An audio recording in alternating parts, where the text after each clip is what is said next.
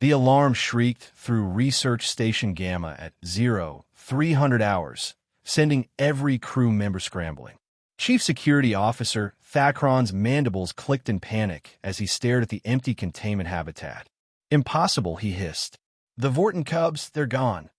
3 juvenile Vorten shadow stalkers, each weighing 60 pounds of muscle, claws, and teeth. Apex predators from a Class 4 death world. And somehow, they'd vanish from a reinforced habitat designed to hold creatures 5 times their size. Seal all sections, Station Commander Zixella ordered, her scales rippling with stress. Find them before they hurt someone or themselves. The search teams moved through the station with thermal scanners and tranquilizer rifles. Vortens were nocturnal ambush predators, intelligent, deadly, and nearly impossible to track. The cubs had only been on the station for 5 days, rescued from poachers and awaiting transport to a proper sanctuary. 2 hours of frantic searching yielded nothing. Check the life support tunnels again, Thacron commanded. They have to be... Sir, a Morphean security officer interrupted. We found them. The entire command team rushed to Deck C, residential quarters.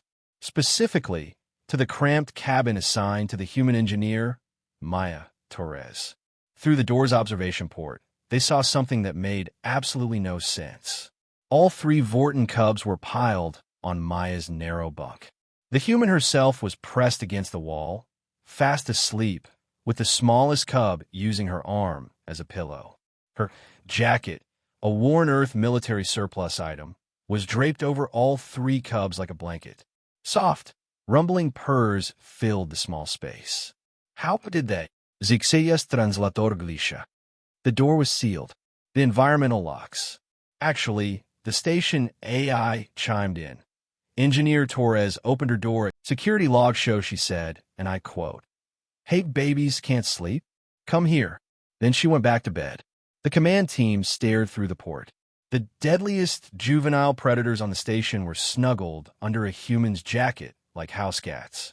We need to extract them, Thacron said, though he made no move toward the door. Protocol dictates. Protocol can wait, Zixella interrupted, studying the biometric feeds. Their stress levels are lower than they've been since arrival. Heart rate's normal. They're actually sleeping properly for the first time. Maya stirred, opened one eye, and spotted the crowd outside her door. She carefully extracted herself from the cub pile. They barely moved and stepped into the corridor, closing the door quietly behind her. "Can I help you?"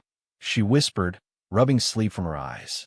Engineer Torres, Zixella said carefully, "You're aware those are Vorten shadow stalkers? Apex predators capable of killing a full-grown thrall in under a minute," Yamaya yawned. "I read the briefing. They're also orphans who are scared and lonely.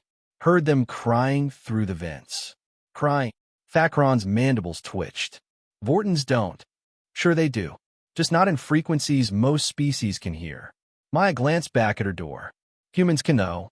Evolutionary thing. We're hardwired to respond to distress calls from juveniles. Any juveniles. So you just invited them in? Zixella asked. They needed comfort. I had a spare bunk and a jacket. Maya shrugged. Back on Earth, we call this fostering.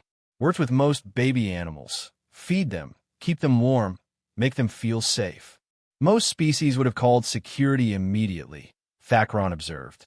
Most species, Maya said gently, didn't evolve alongside saber-toothed cats and cave bears.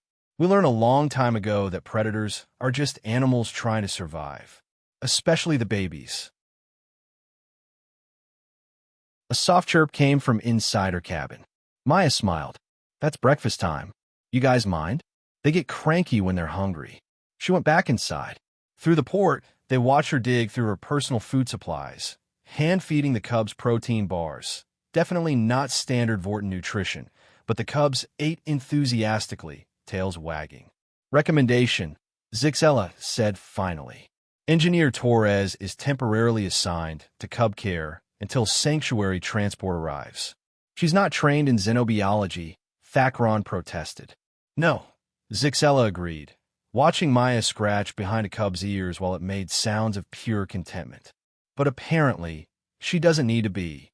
The cub stayed in Maya's quarters for the next 3 weeks. They never tried to escape again. Why would they? They found exactly what they needed. Someone who understood that sometimes the scariest predators just wanted to feel safe while they slept. And a warm jacket didn't hurt either.